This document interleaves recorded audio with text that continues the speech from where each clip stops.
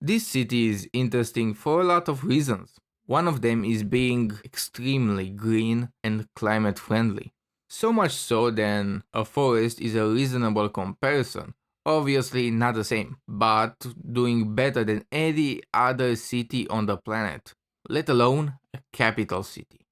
In 2015, the city council announced its plan to make the city center a completely car free zone by 2019. Just imagine a city without cars. It feels so medieval and healthy. But as usual, politics got in the way and the plan was postponed. When this plan goes through, it will be the first permanent car ban in any major city in the world. But what is the name of the city?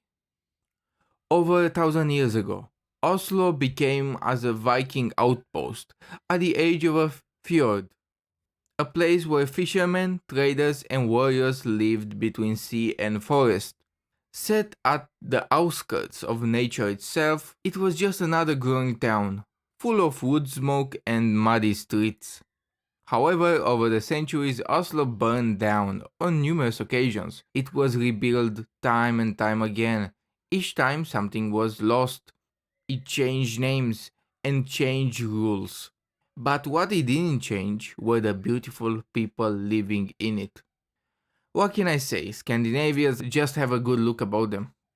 By the late 20th century, Oslo was heading in the direction of industrialization, bringing the city economic power, more jobs, more cars, more noise, and more smog. The population got bigger as many Norwegians from the countryside found better opportunities in the city. The fjord still sparkled, but the air over the streets didn't. And then came the mentality that would change everything. Oslo's residents looked at the future and asked, do we want a city for cars or a city for people?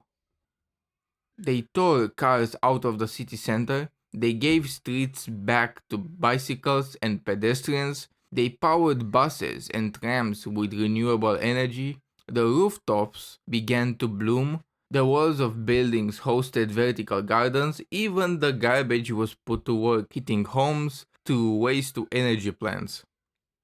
This didn't come cheap. Billions of kronas were poured into incentives for electric cars, renewable energy, and green infrastructure. Drivers were offered a tax break, free charging stations, and even free parking, all to make going electric the obvious choice. Today, two-thirds of Oslo is made up of forests, parks, and lakes. Public transport runs mostly on clean energy. In the city center, you hear bird songs instead of car horns. Oslo didn't just keep nature outside its walls, it pulled it inside. The forest, the parks, the water, they're not on the city's edge, they are the city. Oslo proves that the future of urban life isn't made of concrete and steel alone. A city can grow without swallowing nature. It can thrive without choking on its own progress.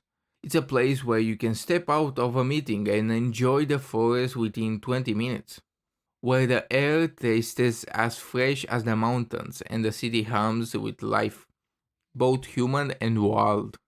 This is not just a city, it's a living experiment of how cities can and should be